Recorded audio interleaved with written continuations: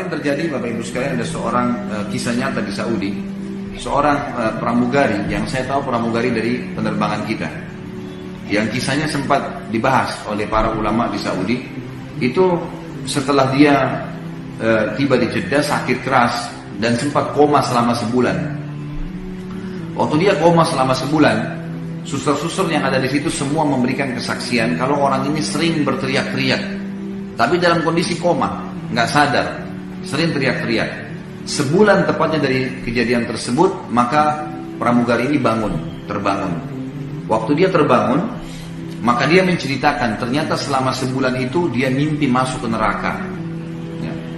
Dan dia mimpi rambutnya digantung, badannya disiksa, dan dia rasakan itu siksaannya. Dia betul-betul merasakan sakitnya, siksaannya, jeritannya, dia semua rasakan. Dan dia lihat neraka, orang-orang disiksa selama sebulan. Semenjak itu, waktu dia sadar, dia bertobat kepada Allah Subhanahu Wa Taala dan meneruskan sisa hidupnya dengan ketaatan kepada Allah. Dan banyak orang seperti ini. Ada juga sekretaris, ya, orang kepercayaan ayah saya di Makassar.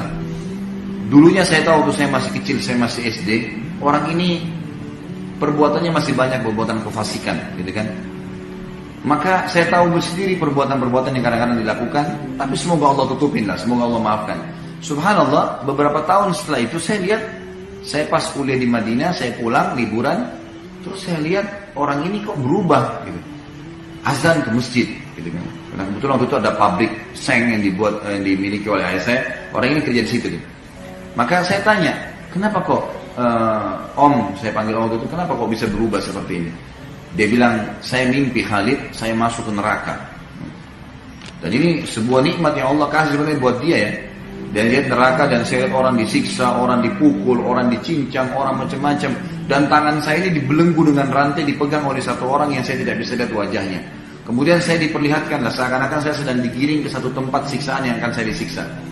Terus kemudian saya dalam sementara jalan, terus saya memohon, apa saya masih bisa kembali ke dunia, saya mau perbaiki hidup saya. Ya. Orang itu tidak jawab, sampai dikelilingi semua tempat-tempat siksaan ini, dan saya lihat sendiri orang teriak, orang kesakitan, orang ini. Sampai akhirnya dia mengatakan, masih ada sisa umur yang tersisa buat kamu, kalau kamu mau tobat masih bisa. Kemudian dia pun akhirnya bangun dan sadar, mulai semenjak itu jadi menjadi orang baik, dan alhamdulillah sampai sekarang Masya Allah, orangnya sudah dalam ketaatan kepada Allah Subhanahu Wa Taala.